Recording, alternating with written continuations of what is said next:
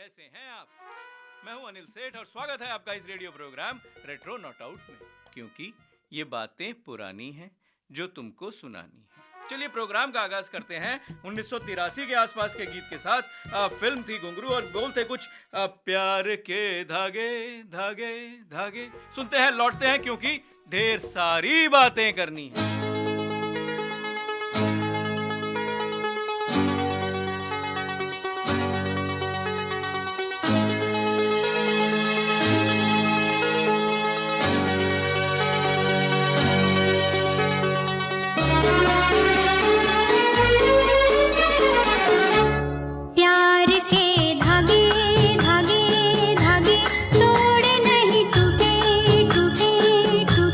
जन्मों के बंधन बंधन बंधन पल में नहीं छूटे छूटे छूटे।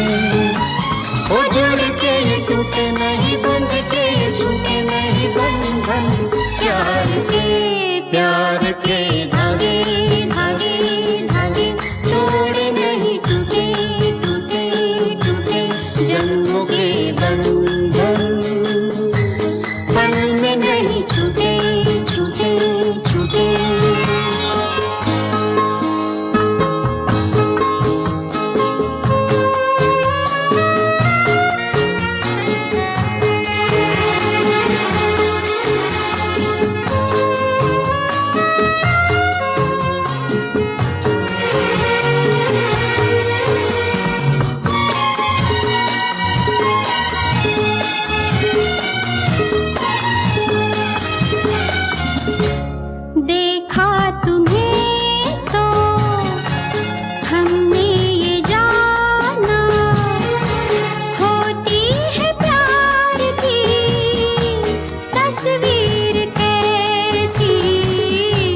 ऐसे तो कम है तकदीर वाले, ओ जिनके ख्वाबों की ताबीर ऐसी।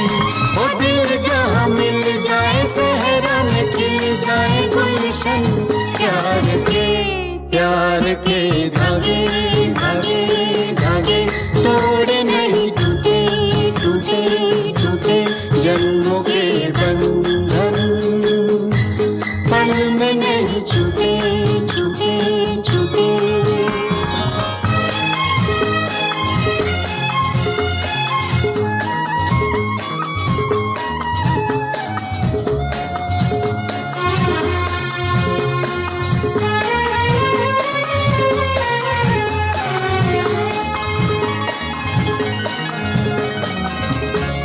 प्यार है मंदिर, प्यार है पूजा, प्यार से प्यारा कोई न दूजा। प्यार है मीरा, प्यार है राधा, मर के भी प्यार का टूटे न वादा। ओ दुनिया में कभी कभी दिल को मिले खुश जीवन हार के। प्यार के धागे धागे धागे तोड़े नहीं, टूटे टूटे टूटे। जन्मों के बंधन पल में नहीं छूटे छूटे छूटे।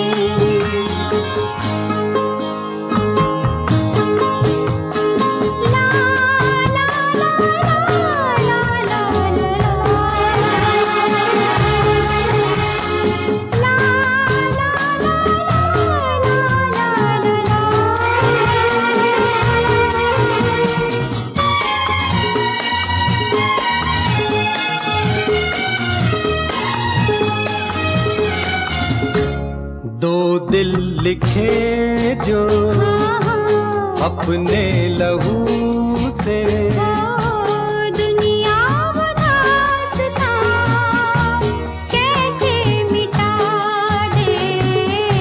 सांसों में प्यार की शम्मा जले तो आंधी वक्त की कैसे बुझा दे।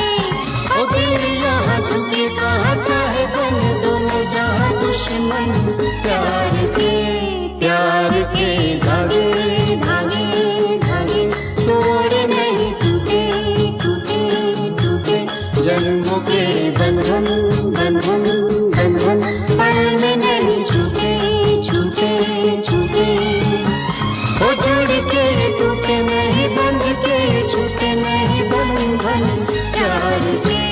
प्यार के धागे धागे धागे तोड़े नहीं टूटे टूटे टूटे जन्मों के बंधन पल में नहीं छूटे छूटे छूटे प्यार के धागे धागे धागे तोड़े नहीं टूटे टूटे टूटे जन्मों के बंधन पल में नहीं छूटे। वेलकम बैक दोस्तों, आप हैं मेरे साथ अनिल सेठ के साथ और ये गीत था प्यार के धागे मनहर उदास और साधना सरगम की बाकमाल आवाज में।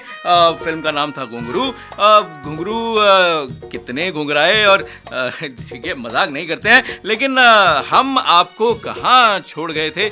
मुझे याद आ रहा है कि हम बात कर रहे थे हॉरर की। तो हॉरर की जो हम बात कर रहे थे, तो हम बात कर रहे थे समकालीन बॉलीवुड फिल्मों में हॉरर फिल्मांकन, राम गोपाल वर्मा और विक्रम भट्ट की फिल्मों का एक अध्ययन।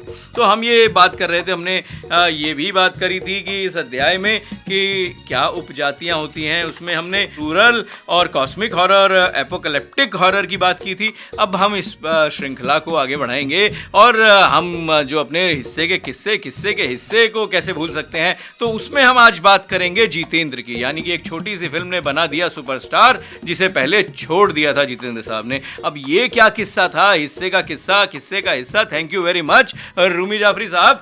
बड़ा ही मजा आता है जब आपके ये किस्से हम पढ़ते हैं और हमें इनके ऊपर जो रुझान मिलते हैं, जो लोगों के जो हैं वो विचार मिलते हैं, बहुत ही मजा आता है। और कुछ हम ये है जो रेट्रो मेनिया की भी बात करेंगे। यानी कि एक फिल्म थी जिसका गाना था यारी है फूलों से मेरी यारी है। बहरहाल हम उसमें नहीं जाएंगे, हम बात करेंगे ढेर सारी, और ढेर सारी बात करते करते थोड़ा सा हम जो है वो अध्ययन की तरफ चलते हैं। यानी क्राइम हॉरर, यह अपराध या जासूसी कहानी और डरावनी के कारकों को जोड़ती है।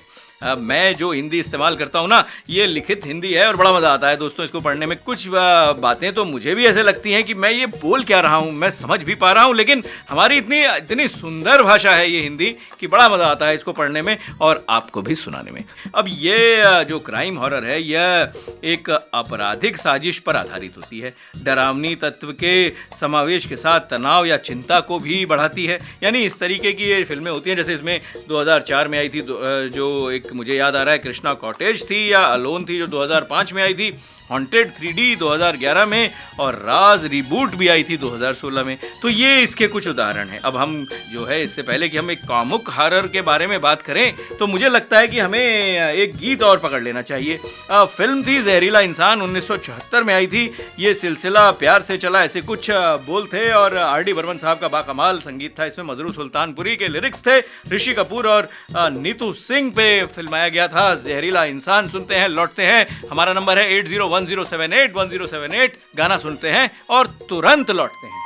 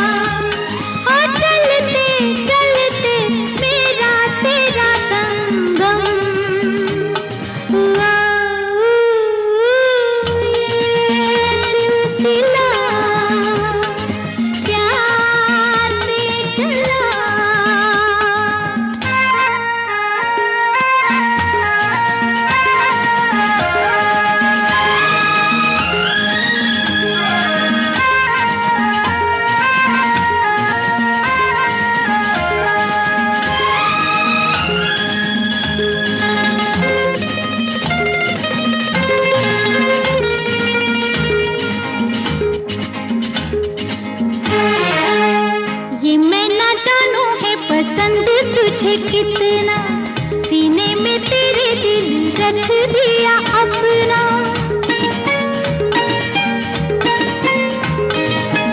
ये मैं ना जानू है पसंद तुझे कितना, सीने में तेरे दिल रख दिया अपना। तेरी नजर से बंधा है मेरा सपना। आजा मेरे प्यार, आजा रे, आजा रे, आजा, आजा, आजा।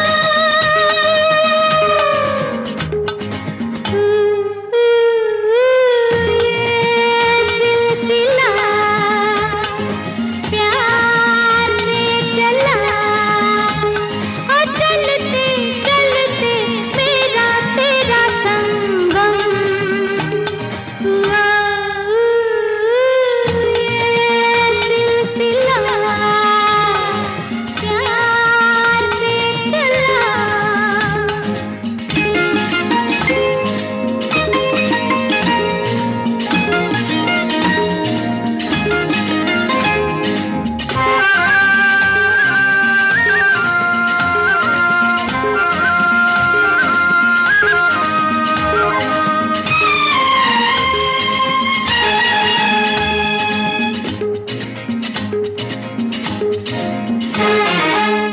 आ तेरी बाहों पे गिरा दूं मैं ये जुल्फें, आ तेरे सीने पे झुका दूं लंबे पलकें।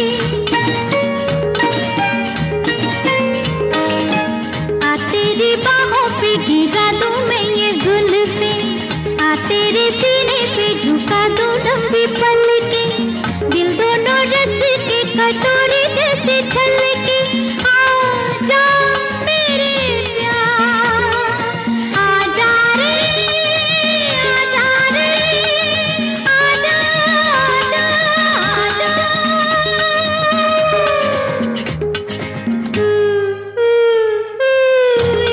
ये सिलसिला प्यार से चला, और चलते चलते मेरा तेरा संगम हुआ। ये सिलसिला प्यार से चला, ये सिलसिला प्यार से चला। वेलकम बैक दोस्तों, आप हैं मेरे साथ अनिल सेठ के साथ, और हम बात कर रहे हैं रेट्रो नॉट आउट की, क्योंकि ये बातें पुरानी हैं जो तुमको ही सुनानी हैं। और मैं जो आपके पास बैठा हूँ, मैंने आपसे ये वादा किया था कि मैं आपको कुछ फिल्म ट्रिविया भी बताऊंगा, और कुछ जितेंद्र साहब के बारे में जो हिस्से के हिस्से के जो कुछ अंश हैं वो भी सुनाऊंगा। और ये शोध जो है इसको तो हम जारी रखेंगे ही। अब शोध पे बात याद आई कि मैं कामुक हॉरर की बात कर रहा था। ये कामुक या यौन चित्र को डरावनी अर्थ या कहानी के तत्वों के साथ बांटता है। कामुक हॉरर के सबसे प्रसिद्ध मूल रूप पिशाच हैं। अब ये ठीक है, ये रिसर्च हो सकती है। उदाहरण के लिए रागिनी एमएमएस 2011, रागिनी एमएमएस 2 2014। तो ये जो है ये इस तरीके की जो जिसको कहते हैं ना कि उपजातियां हैं हॉरर की, उसके अंदर जो है ये एक सेक्शन है, यानी कामुक हॉरर। अब हम आगे चलते हैं। मनोगत डरावनी, ये भी एक जो है उसकी जो उपजाति है। यह मुख्य रूप से भूत भगाने पर केंद्रित है। शैतान या शैतान का आगमन, पंथ, रहस्यवाद, पुरुषवाद तथा कथित जादुई विज्ञान का एक व्यापक पैमाना। उदाहरण के लिए 1920 जो 2008 में आई थी, या 1920 फिर से जो ईविल रिटर्न्स जो आई थी 2012 में, या आत्मा जो 2013 में आई थी। मैं ये प्रमोशन नहीं कर रहा हूँ इन फिल्मों की, मैं आपको ये बता रहा हूँ उदाहरणतः कि ये कौन कौन सी हुआ करती थी। अब 5 जनवरी 1979 मुझे याद आ रहा है, एस रामानाथन द्वारा निर्देशित बॉलीवुड फिल्म राज किरण जो बॉलीवुड अभिनेता हैं, की अभिनीत एक तेलुगु फिल्म नेरामू शिक्षा की एक रीमेक थी। उसमें बड़ा ही दिलचस्प गीत था, यारी है फूलों से मेरी यारी है। अब ये गीत जो है ये सेरोन के गीत लव इन से इंस्पायर्ड था। अब बड़े सारे गीत होते हैं जो इंस्पायर्ड होते हैं, जैसे डिस्को किंवदंती सोरेन का गीत love in C minor Bharat में कई संगीत निर्देशकों के लिए एक बड़ी प्रेरणा था। अब 1979 की बात बता रहा हूँ मैं आपको। इस गीत को पहली बार बप्पी लहरी साहब ने फिल्म शिक्षा में यारी है फूलों से मेरी यारी है के गीत में नमूनतन पेश किया था। नमूनतन, क्या शब्द का इस्तेमाल कर रहा हूँ मैं। मज़ा आ रहा है दोस्तों आपके साथ, और इसी मज़े के साथ हम लेते हैं एक और गीत। गीत होगा, फिल्म थी चलिए तेरी बाहों में लेते हैं 1985 की। मोहनीश बहल, आयशा श्रॉफ पर ये जो गीत है फिल्माया गया था। एसपी बाला सुब्रमण्यम ने ये गीत गाया था और बप्पी लहरी साहब का संगीत था। एसपी बाला सुब्रमण्यम साहब जो है 1982 और उसके आसपास से काफ़ी चर्चित हो गए थे। इनकी जो कामयाब फिल्म थी जिससे इन्होंने जो है वो एंट्री ली थी बॉलीवुड में, वो थी एक दूजे के लिए, जहाँ तक मुझे याद आ रहा है। मैं थोड़ा इधर उधर भी हो सकता हूँ, पर मेरी जो बचपन की मेमोरीज़ हैं उसके हिसाब से एक दूजे के लिए ही थी। अब ये जो गीत फिल्माया गया था ये था बड़ा ही दिलचस्प गीत था, दीवाना दीवाना तेरी बाहों में फिल्म थी। आयशा श्रॉफ वही हैं जो जैकी श्रॉफ जी की धर्मपत्नी हैं। तो ये भी एक किस्सा है कि ये सब कैसे हुआ था। बहरहाल गीत सुनते हैं और लौटते हैं।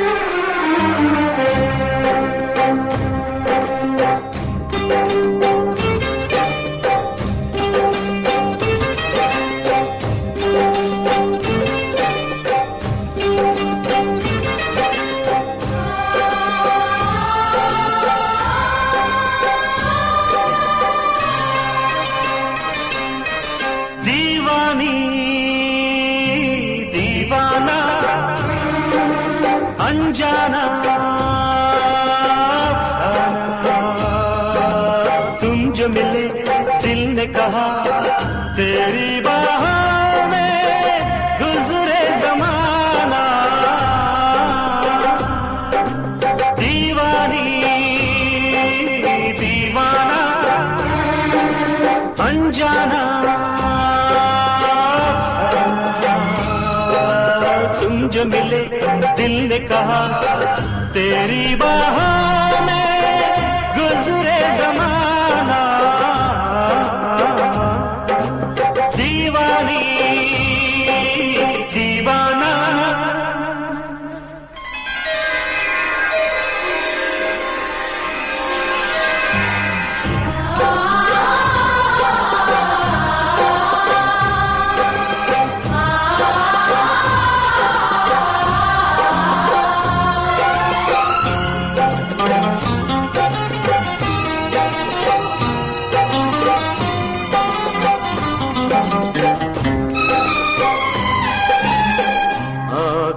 चोली खेले जवानी, बदली बदली अपनी कहानी।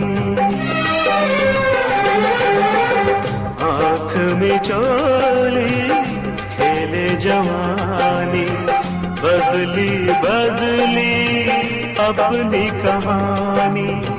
शबनम बादल फूल हवा, शाम सुबह हर बात सुहानी।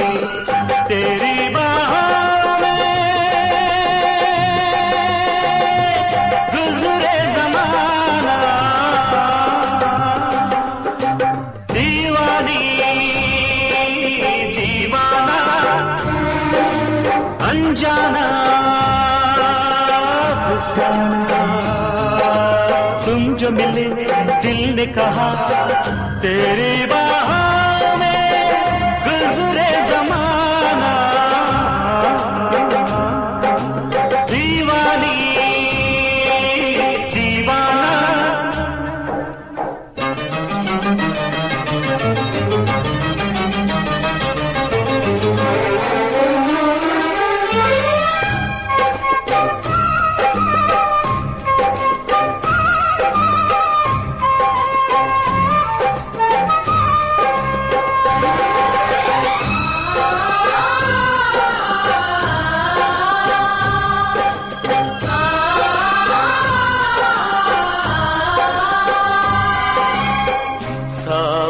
आए या ना आए, कोई तुम्हें ना दूर ले जाए। सावन आए या ना आए, कोई तुम्हें ना दूर ले जाए। सपनों की सरगम, सपनों की लय है, अपना मिलना सदियों से तय है। तेरी बाहों में गुजरे ज़माना, दीवानी दीवाना अनजाना, तुम जो मिले दिल ने कहा, तेरी बाहों में गुजरे ज़माना, दीवानी दीवाना। वेलकम बैक दोस्तों, आप हैं मेरे साथ अनिल सेठ के साथ। हम बात कर रहे हैं रेट्रो नॉट आउट की, क्योंकि ये बातें पुरानी हैं जो तुमको सुनानी है। और हम हैं मानव रचना रेडियो 107.8 FM पर, और हमारा नंबर भी आपको पता है 8010781078। और मैं अब देख लीजिए ब च ट न बहुत कम करता हूँ। और ये मुझे एक सजेशन भी मिला था कि आपकी जो तरीके हैं, जिस तरीके से आप ये बीच बीच में छंद भूल जाते हैं या व्यंग भूल जाते हैं और उसमें फिरा भटक जाते हैं, इसको कम कर दीजिए। तो देखिए, मैं प्रैक्टिस तो कर रहा हूँ, लेकिन शैली ऐसी है तो थोड़ा बहुत तो रहेगा ही। अब हम बात कर रहे थे जो फिल्म थी यारी है फूलों से यारी है, यारी तो बहुतों से होती है, लेकिन ये एक गीत था जो सैरोन के गीत लव इन से जो है वो इंस्पायर्ड था। अब भारतीय गीत में इसका इस्तेमाल एच मंगेशकर ने फिल्म धनवान के गीत इधर आजा भी जा इसमें भी किया था। अब भारतीय गीत से प्रेरित इसका इस्तेमाल जो सैरोन के गीत जो है वो डायरेक्ट पिक थे। अब ये डायरेक्ट पिक क्या होता है और इंस्पायर्ड क्या होता है, या जिसको कहते हैं ना एक बड़ी दिलचस्प लैंग्वेज है बॉलीवुड में, लकड़ी मारना, ये भी होता है। अब अगर हम उसमें जाएं कितनी अवधि को जो है वो इन्होंने कॉपी किया या नहीं किया, तो करीब 15 सेकंड के लिए सैरोन का गीत जो है वो धनवान में जो है वो था, और उतना ही मतलब 28 सेकंड के लिए यारी है फूलों से मेरी यारी है में भी था। अब ये जो है ये म्यूज़िकल जो कॉम्बिनेशन है, इसको किस तरीके से जो है वो पिरोया जाता है या क्या किया जाता है कि आप जो है उसमें खो जाते हैं, और आपको इसके ओरिजिनल में जब आप सुनते हैं तो बोलते हैं अरे ये इंस्पायर्ड गीत था।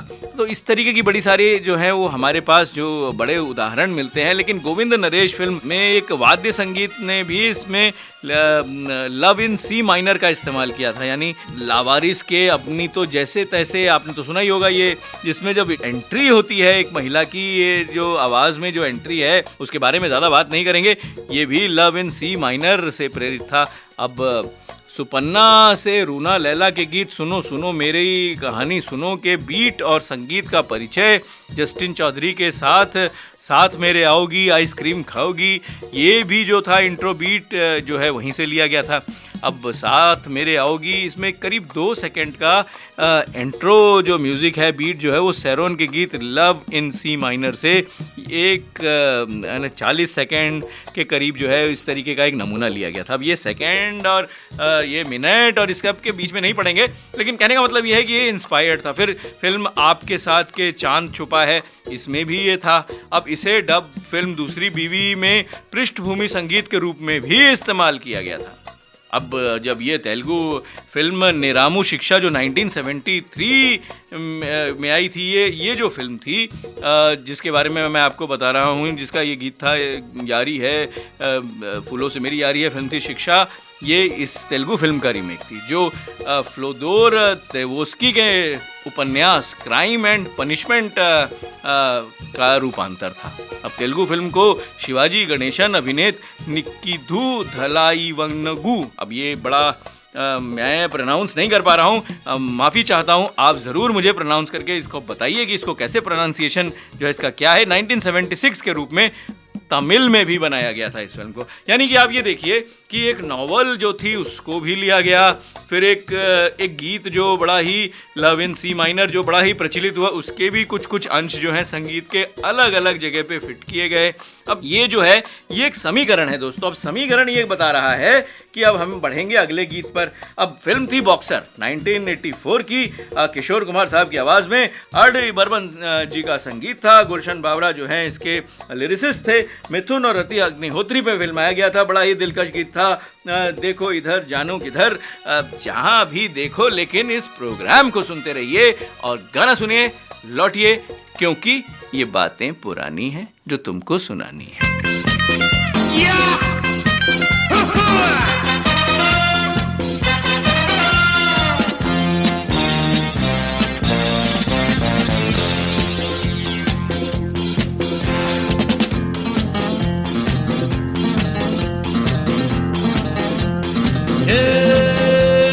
देखो इधर जानो जिगर, देखो इधर जानो जिगर, जो है यहाँ शायद वो तुम पाओगे ना कहीं, मुझसा कोई नहीं।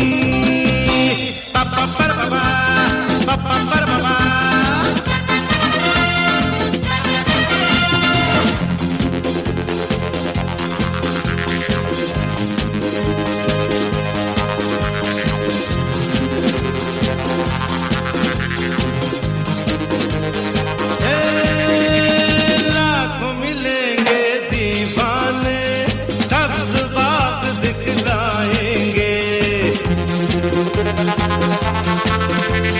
मतलब निकल गया तो वो पंछी कहीं उड़ जाएंगे, कर लो मेरा यकीन, मैं जैसा नहीं।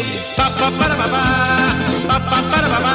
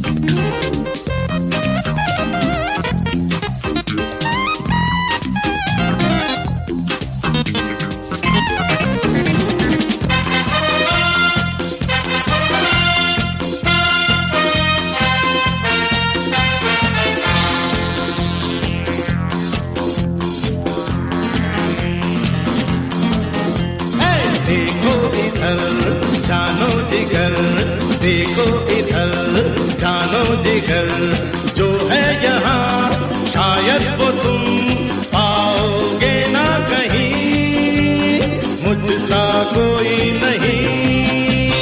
पापा पर बाबा, पापा पर बाबा।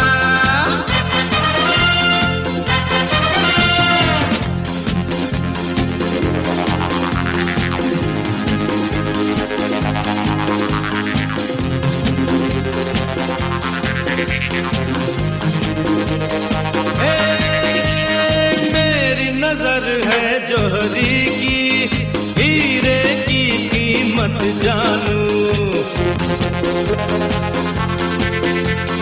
कितनी मिलावट है किसमें, नकली माल को पहचानूं, तेरे जैसे तक देखी नहीं। पर बाबा पर बाबा।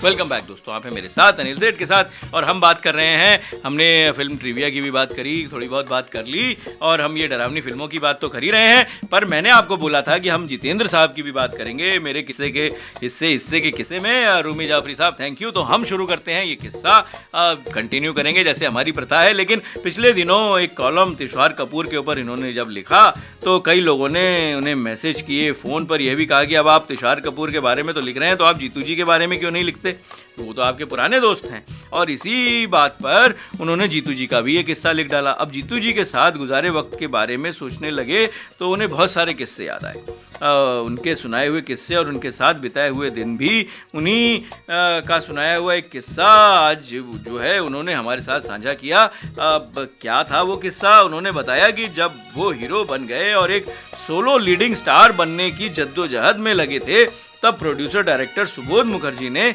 उनसे कहा कि मैं तुम्हें सोलो हीरो लेकर फिल्म शुरू करना चाहता हूं, मगर एक शर्त है और वह यह है कि तुम किसी तरह हेमा मालिनी को अपने अपोजिट हीरोइन के लिए तैयार कर लो। अब देखिए कंपटीशन सब जगह होता है, सब कोई जो है वो कोशिश करता है कि भाई वो शीर्ष पे रहे, हीरो बने। इस तरीके का भी जो है वो जितेंद्र साहब तो उनके स्ट्रगलिंग डेज थे, बहुत पुरानी बात हो गई, लेकिन उन्होंने कहा भाई अगर आप हेमा मालिनी को हीरोइन ले लो तो उसके अपोजिट जो है वो हम आपको कास्ट कर देंगे।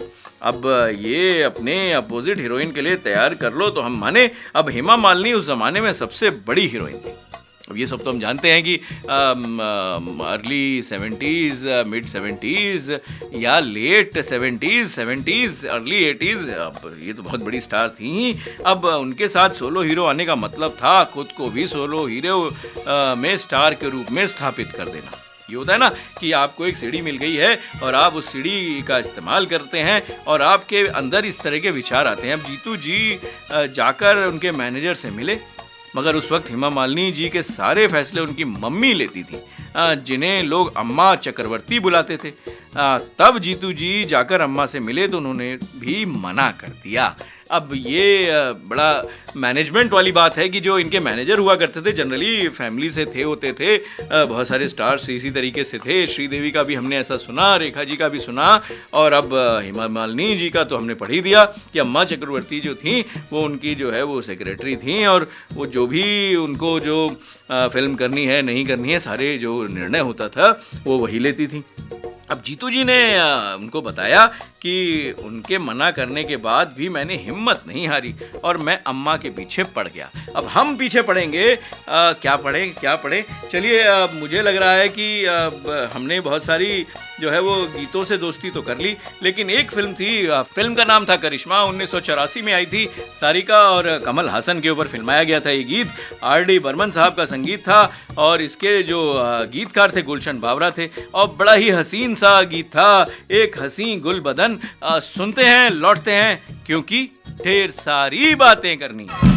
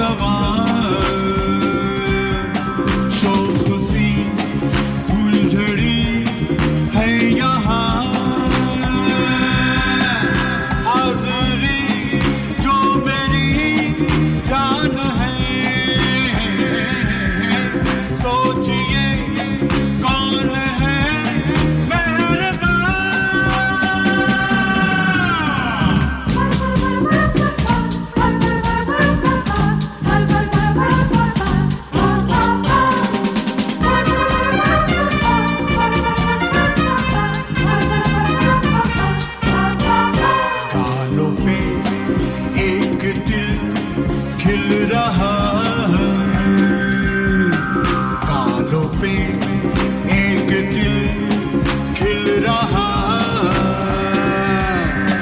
आँखों में मस्तियाँ और नशा, झूम के देखती है मुझे, कौन है पूछूं मैं आपसे।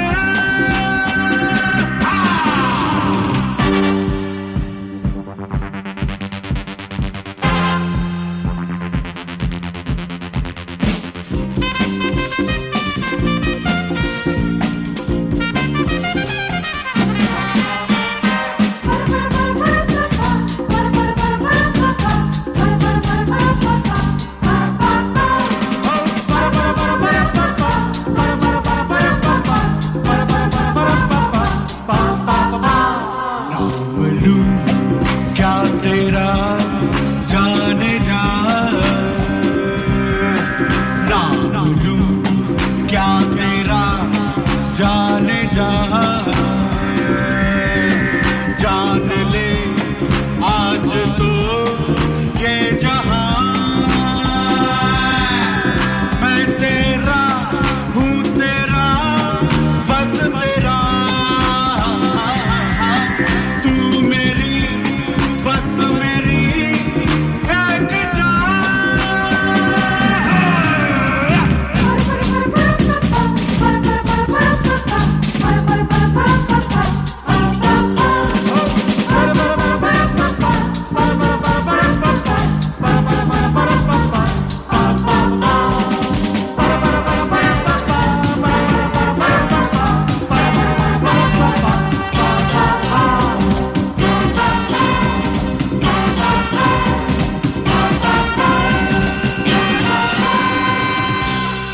वेलकम बैक दोस्तों, आप हैं मेरे साथ अनिल सेठ के साथ।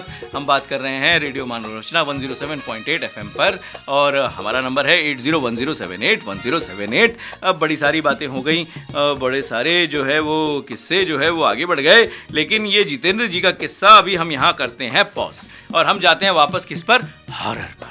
अब हॉरर का हमने आपको बताया था कि जो हम इसमें अध्ययन कर रहे थे उसमें उपजातियों के ऊपर थे, तो अब हमने क्राइम हॉरर, कामुक हॉरर तो देख लिया, मनोगत डरावनी हॉरर भी देख लिया, फिर होता है एक मनोवैज्ञानिक हॉरर। यह मुख्य नायक के डर पर, उसकी दोषिता की भावनाओं पर, वाह वाह वाह दोषिता, उसके विश्वास और मन की अस्थिर भावनात्मक स्थिति पर आधारित होता है। उदाहरण के लिए कुछ फिल्में थीं, जैसे फूंक आई थी 2008 में, हॉरर स्टोरी 2013 में और अलोन आई थी 2015 में। ये कुछ इसके एग्जाम्पल्स हैं। अब उसके बाद आता है असली हॉरर। नकली हॉरर भी होता है क्या, लेकिन ठीक है, ये इस तरीके से उपजातियां हैं तो हम इसमें ज़्यादा अंदर नहीं घुसेंगे। पर असली हॉरर इस शैली का मुख्य उद्देश्य न केवल एक भयानक कहानी बताना है बल्कि दर्शकों को उलझाना भी है। अब हॉरर के विशिष्ट तत्वों के अलावा इस उपशैली में अतीय यथार्थवाद, स्वप्रशीलता, अरे वाह वाह वाह वाह क्या शब्द है, विकृति, विचित्रता और असाधारण तत्व भी शामिल हैं। इसका उदाहरण है जैसे राज आई थी 2002 में, भूत आई थी 2003 में, कृष्णा कॉटेज इसी का एक और एग्जाम्पल है।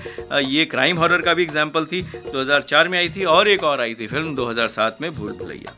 अब इसके बाद एक हॉरर की और जो है वो श्रेणी है जो है विसरल हॉरर। यह हॉरर की सभी उपशैलियों में सबसे भयानक और परेशान करने वाला है। अच्छा पढ़ें भाई, क्या है ये? यह रक्त, गोर और क्रूरता से भरा है। यह हत्या के सबसे विद्रोही और सबसे अजीब रूपों को चित्रित करता है, लेकिन मानव शरीर की अपवित्रता जो है वो इस तरीके से दर्शाता है कि आप जो है वो भयभीत हो जाते हैं। यानी कि उदाहरण के लिए फूंक 2, डर, द मॉल 2014 में जो आई थी और फूंक 2 2010 में आई थी। तो अब मुझे लग रहा है कि अब ये बड़ी सारी जो है ना ये श्रेणियाँ हो गई। अब कुछ करेंगे, सिनेमाई तकनीक के ऊपर भी बात करते हैं, अध्ययन की भी बात करेंगे, लेकिन अब हम लौटेंगे जितेंद्र जी के पास। जितेंद्र जी के पास जाने से पहले मैं सोच रहा हूँ एक और गीत लेता हूँ। फिल्म थी इनाम 10,000 और बड़े दिलकश गीत था, चांद कोई होगा, किशोर कुमार और आशा भोसले जी की आवाज़ आवाज़ में 1985 में आई थी ये फिल्म, बड़ी बहुत ही उम्दा फिल्म थी। ये गीत सुनते हैं, फिर लौटेंगे डरावनी फिल्मों और सिनेमाई तकनीक पर। चांद कोई होगा तुम सा कहाँ, देख डाले सातों आसमां, और कहिए जाए हम कहाँ। हो चांद कोई होगा तुम सा कहाँ, देख डाले सातों आसमां, और कहिए जाए हम कहाँ। चांद कोई होगा तुम सा कहाँ, देख डाले सातों आसमां,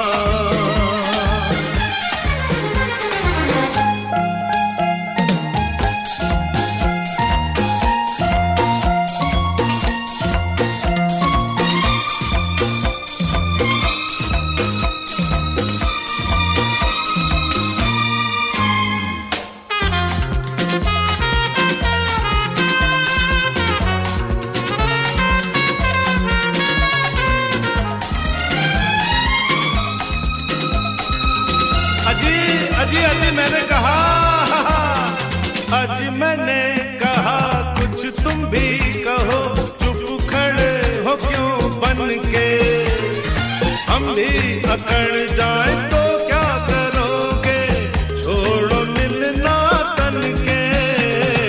अजी मैंने कहा कुछ तुम भी कहो, चुप खड़े हो क्यों बन के, हम भी अकड़ जाए तो क्या करोगे, छोड़ो मिलना तन के।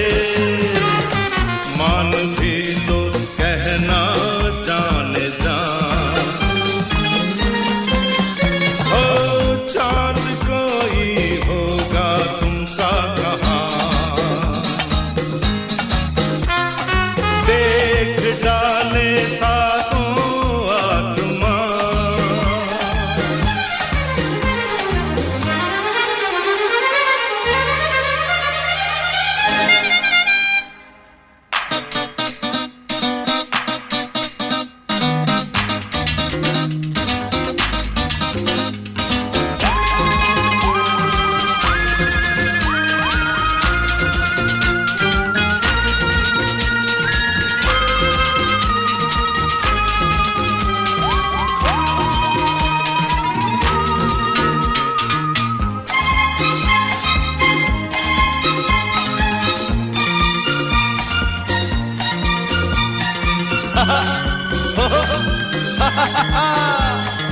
न मिलाओ नजर बात इसमें मगर है कोई पते वाली, जो तुम न बोले तो बोलती है अब ये पलकें काली। न मिलाओ नजर बात इसमें मगर है कोई पते वाली, जो तुम न बोले तो बोलती है अब ये पलकें काली। प्यार है तुमको भी कह दो हाँ हाँ हाँ हाँ, बोलो बोलो हाँ हाँ, चांद कोई होगा तुम सा कहाँ। वेलकम बैक दोस्तों, आप हैं मेरे साथ अनिल सेठ के साथ, और मैं बार बार वेलकम करता हूं क्योंकि आपका वेलकम तो हमें करना ही पड़ेगा। बड़े सारे जो है वो हमने किस्से सुने और किस्से जो है वो सुनाए, और मुझे लग रहा है कि जो आप लोग कह रहे हैं कि भाई ये फिल्म ट्रिविया का भी थोड़ा सा जो है वो किस्सा सुना दो, तो हमने ये बात कर ली थी, शिक्षा फिल्म की बात करी थी। फिर राज किरण ने कहा कि उनकी पहली फिल्म जो मुझे याद आ रहा है, जो उनकी पहली फिल्म थी वो थी कागज़ की नाव, और उसके बाद वह बिना किसी काम के घर पर ही बैठ गए। अब ये भी होता है दोस्तों, जब आप कोई फिल्म करते हैं, आपका उतार आता है, चढ़ाव आता है, उस हिसाब से फिर आपको मतलब काम मिलता है, नहीं मिलता है, बड़ा ही स्ट्रगलिंग जो है वो एटमॉस्फेयर होता है। अब जितेंद्र साहब की भी हमने बात करी कि वो भी स्ट्रगल कर रहे थे और उन्होंने ये सोचा कि अगर हेमा मालिनी जो है वो के अगेंस्ट में वो स्टार करें तो शायद वो उनका स्टारडम जो है वो बढ़ जाए और वो एक अपने आप को स्थापित कर पाएँ। बहरहाल ये बहुत पुरानी बात है, लेकिन हम जो बात कर रहे हैं वो राजकिरण साहब की कर रहे हैं। तो उन्होंने एक प्रस्ताव जो था कि भाई आप चलिए, फिर आप खाड़ी में काम करने का जो है उनको प्रस्ताव दिया गया, लेकिन यह अवसर एक धोखा साबित हुआ क्योंकि प्रायोजक धोखेबाज थे और जिन्होंने उनका सारा पैसा ही ले लिया। उन्हें राजश्री के साथ भी काम करने का ऑफर मिला और उन्होंने ले लिया। फिल्म बॉक्स ऑफिस पर डिज़ास्टर रही थी। मैं फिल्म की बात नहीं बताऊंगा, लेकिन हाँ ये तथ्य है। बड़ी सारी ऐसी फिल्में थीं जो लेट 70s में आई थी राजश्री की, जो चल नहीं पाई थी, चली भी थी, कुछ ऐसी भी थी, लेकिन फिल्म रिलीज़ होने के बाद जब कई बी ग्रेड फिल्में साइन करने में जो है लग गए, क्योंकि जब आपके पास जब कोई माध्यम नहीं है और अब आपको लग रहा है कि भाई आपको सोलो हीरो या ए ग्रेड हीरो जो है वो आपको रिकग्निशन नहीं मिल रहा है, तो आप बी ग्रेड फिल्में जब हैं साइन करने लग गए। अब लेकिन फिल्म रिलीज़ के बाद जब उन्होंने बी ग्रेड फिल्में साइन करी तो कोई भी बड़ा निर्माता उन्हें सोलो रिलीज़ फिल्म के लिए साइन नहीं कर रहा था। अब ये एक डिसीजन मेकिंग थी जहाँ पर मुझे लगा कि राजकिरण साहब ने, क्योंकि उन्होंने देखा कि भाई वो जो है उनका सिक्का उस तरीके से नहीं चल रहा है, तो उन्होंने बी ग्रेड फिल्में जो हैं वो साइन करनी शुरू कर दी। अब ये फिल्म ट्रिविया है, अब इसमें कुछ ठीक भी होती हैं बातें, कुछ मेरे हिसाब से बढ़ा चढ़ा के भी होती हैं, लेकिन क्योंकि आप लोगों ने रिक्वेस्ट की है तो मैं थोड़ा सा इसके बारे में भी बता देता हूँ। तो हुआ ये था कि इनके पास जब उन्होंने साइन किया तो करीब उनकी किस्मत आजमाने के लिए एक फ़िल्म बनाने का फ़ैसला किया उन्होंने। अब उन्होंने फ़िल्म बनाने के लिए के प्रति कोई ज्ञान, विश्वास, जुनून, प्रतिबद्धता, ईमानदारी, इस तरीके से तो उन्होंने कुछ सोचा नहीं था कि भाई किस तरीके से फ़िल्म बनाएंगे। अब वो फ़िल्म फ्लॉप हो गई। अब मैं फ़िल्म की बात नहीं बताऊंगा कि वो कौन सी थी। तो निर्माताओं का बजट रातों रात 50 लाख से घटकर 30 लाख हो जाता है। अब एक निर्माता तो कभी नर्वस नहीं होना चाहिए, लेकिन कहते तो है, लेकिन अब जब इस तरीके का आपको घाटा होना शुरू हो जाता है और जब आप इस तरीके से आपके ऊपर एक फ्लॉप उसका जो है वो मुहर लग जाती है तो बड़ा ही मुश्किल हो जाता है जो है आपको उससे उबर पाना। और ये राजकिरण साहब के बारे में भी हम बात करेंगे कि एक प्रोग्राम उनके ऊपर भी करेंगे। बड़े अच्छे गाने हैं उनके, लेकिन कुछ इंतज़ार तो करना पड़ेगा। पर बिना इंतज़ार किए मुझे लगता है कि मैं आपको एक गीत सुनाता हूँ। अब गीत था अनजान साहब ने लिखा था, 1985 की ये फिल्म थी, नाम था नामुमकिन। किशोर कुमार साहब की बड़ी ही बाकमाल आवाज़ थी, आर.डी. बर्मन साहब का संगीत था और बोल कुछ ऐसे थे, बहुत दूर होके। सुनते हैं और लौटते हैं, फिर उसके बाद जाएंगे हमारे अपने हॉरर के ऊपर।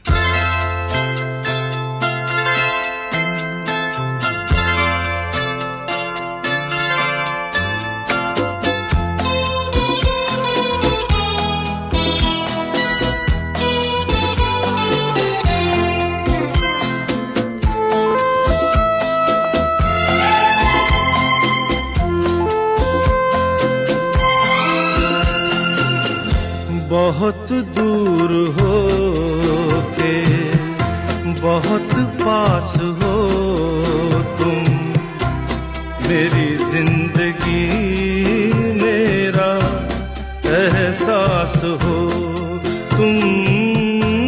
बहुत दूर हो के बहुत पास हो तुम, मेरी जिंदगी एहसास हो तुम।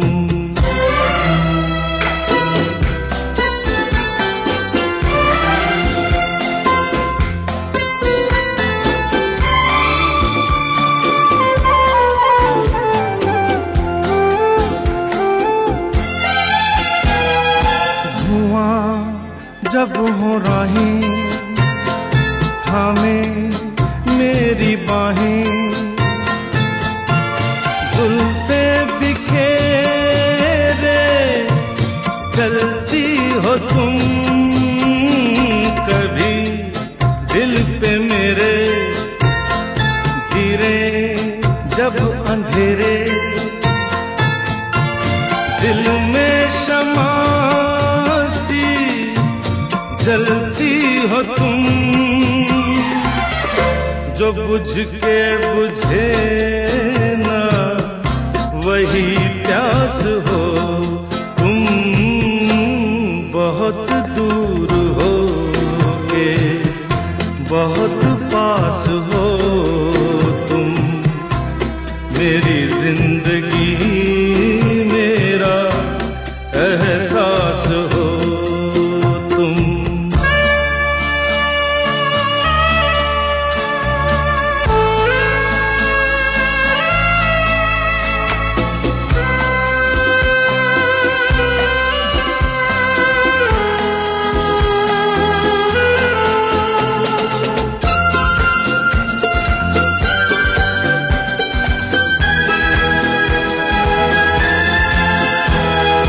यहाँ तुम नहीं तो कहीं कुछ नहीं है,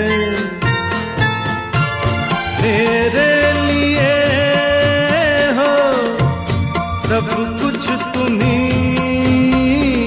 कहीं हम कहीं हैं, कहीं तुम कहीं हो,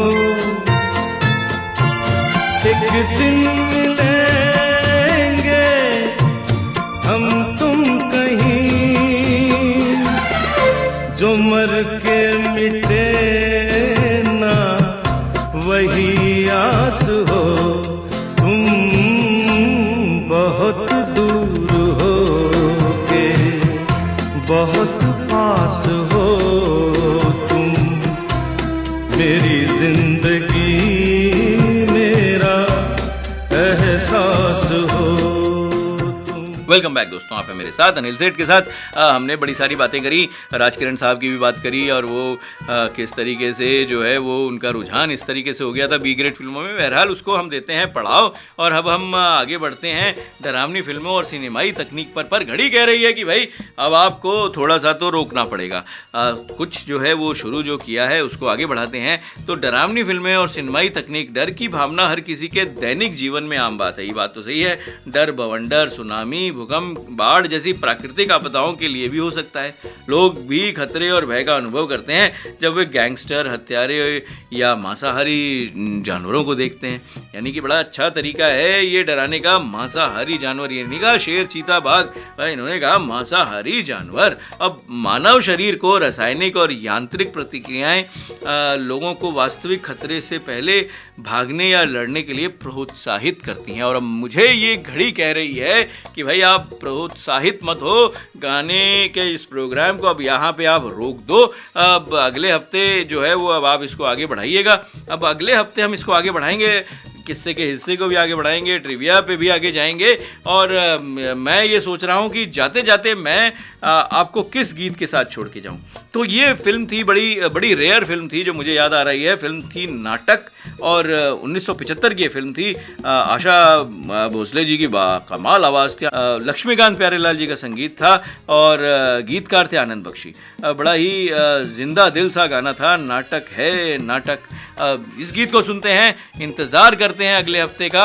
अपना ख्याल रखिएगा, इस विश्वास के साथ विदा लेता हूं कि अगले हफ्ते फिर भेंट होगी। इस टॉपिक को हम और आगे बढ़ाएंगे।